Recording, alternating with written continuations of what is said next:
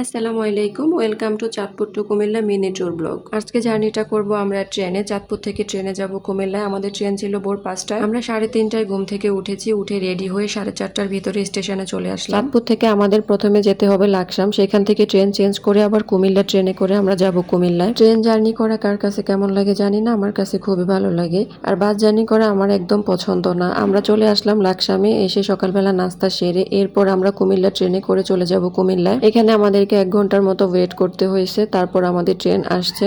তো এই তো আমরা চলে আসলাম ফাইনালি কুমিল্লা। যেহেতু এটা আমাদের একদিনের জার্নি, তো আমরা চেষ্টা করব একদিনের ভিতরে কুমিল্লার বিভিন্ন স্পটগুলো ঘুরে দেখার জন্য।